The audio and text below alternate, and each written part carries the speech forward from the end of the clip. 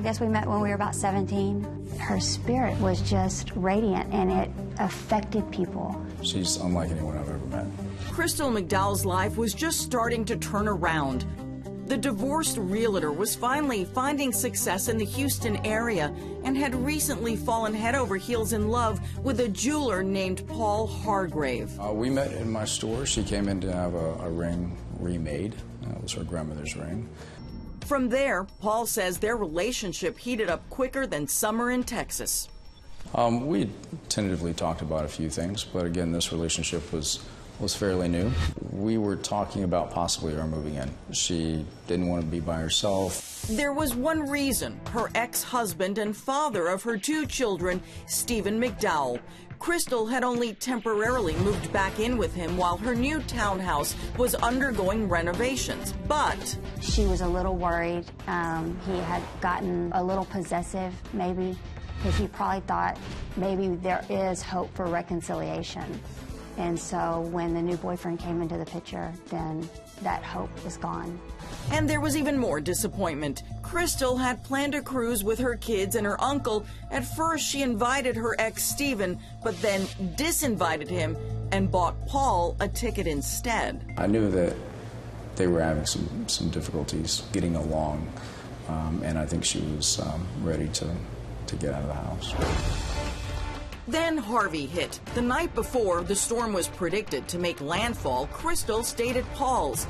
In the morning, his surveillance cameras captures Crystal leaving and getting into her black Mercedes, heading to her ex-husband's house to pick up her kids before the weather got too bad. She left here around 7 in the morning. She probably arrived at Stephen's house 20, 30 minutes later. At 7:27 a.m., Crystal texts Paul, "Have an amazing day, and you are so sweet." He texts back, "I love you and I'll always support you." No reply. I began to get worried after she didn't start replying back to my text messages. Crystal was known to reply back very quickly. By that evening, the Category 4 hurricane has hit Houston with a vengeance. But still no word from Crystal. Paul texts, "I'm so worried about you. I hope you're okay." I told my husband, I said, I'm really, something's not right. Desperate to find Crystal, her best friend Bronze braves the storm, driving west with a bad feeling. One soon shared by Chambers County Sheriff Brian Hawthorne. Well, we pretty well knew it had nothing to do with the hurricane because the missing person complaint had come in prior to the storm. As the storm rages, the investigation begins. One of the first things that we look at is social media, so we immediately pinged her telephone and we started doing other things such as getting search warrants on her phone records.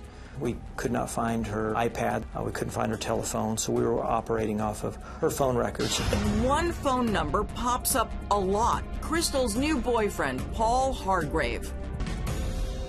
Investigators have been called in on a missing person as Hurricane Harvey comes crashing to shore in Houston. The first person they want to interview about Crystal McDowell's whereabouts is her boyfriend, Paul Hargrave. I immediately went to the police department and gave them a statement, DNA, cell phone records, camera footage, so that either they could A, rule me out, or B, focus on someone else. He was cooperative and fairly forthcoming, but we had problems getting some evidentiary items from him, such as video. He claimed he had video, so obviously that became a red flag to us. And Paul takes a polygraph test, but it doesn't go so well. They didn't tell me the result, but there was a lot of yelling and screaming. When Stephen undergoes the test, he tells detectives that Crystal never showed up at his house that morning, though she told Paul that's where she was heading. He did fail the polygraph. He wasn't forthcoming on all those questions that we had in the initial interviews with him. For days, Crystal's friends and family search the area. Then investigators make a pair of shocking discoveries. The first in the flooded parking lot of a cheap motel. See this black car right here? This Mercedes? 2 people got out of it, and it doesn't belong to them. This home video shot from the motel balcony shows bystanders watching 2 people as they rummage through a black Mercedes. It's Crystal McDowell's Mercedes. and the keys are still inside. She or someone had placed the car there, and the way the car was parked, it appeared to us it was more staged. We didn't think for a moment that Crystal had parked it. But the most shocking discovery comes a couple of weeks later. I got a call from the Texas Ranger that Saturday afternoon saying that they had found her. Crystal's decomposing body dumped in a wooded area predicted to be covered by millions of gallons of water from the hurricane. Unbelievably, police only found her with the help of Stephen McDowell, Crystal's ex-husband. He actually, drove us to the body. Sheriffs say it took several interviews, but Stephen McDowell finally, tearfully confessed, admitting to strangling Crystal during an argument. One report saying with her children in the next room. I think they know Daddy hurt Mommy, and Mommy's not coming back. McDowell was charged with first-degree felony murder. While he was convicted and sentenced to 50 years in prison, it was little solace for Crystal's family and friends. I was devastated. Doesn't feel like reality. Doesn't feel like she's actually gone. And so it's been difficult to come to that realization.